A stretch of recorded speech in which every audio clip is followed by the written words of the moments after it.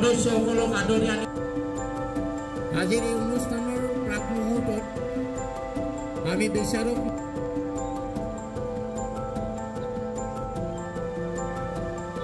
আমাৰ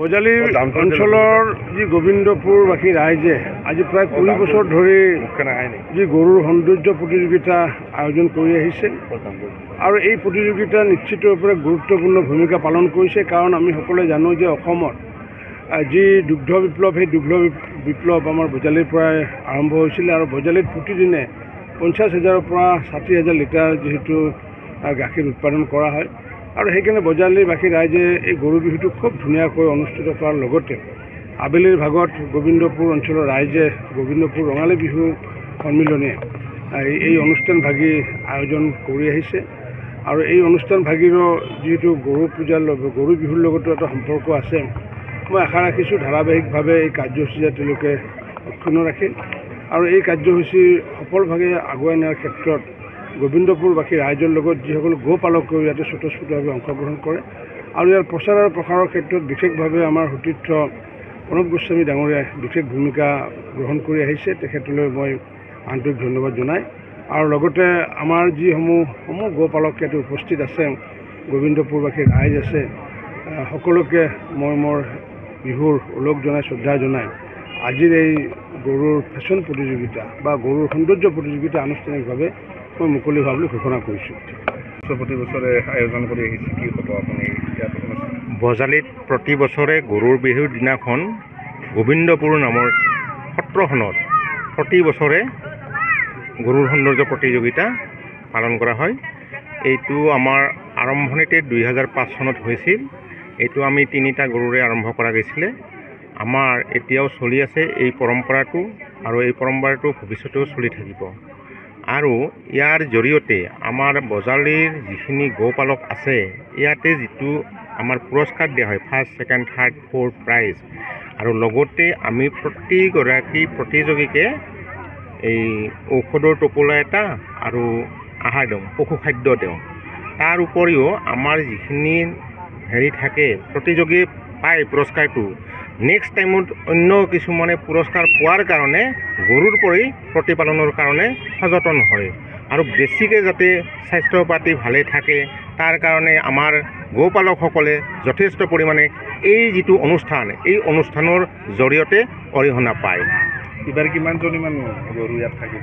এনে আগে পিছে আমাৰ 15-20 জনীমান হয়। এইবাৰো ঠিক তেনেকুৱাকৈ হ'ব। আমাৰ বজালী অঞ্চলৰ নিত্যানন্দ, এই বামাঘাটা, তাৰপিছত মুগুৰীয়া, তাৰপিছত কুমাৰপাৰা, এনেকৈ বিভিন্ন অঞ্চলৰ পৰা ইয়াত প্ৰতিযোগীসকলে আহিব।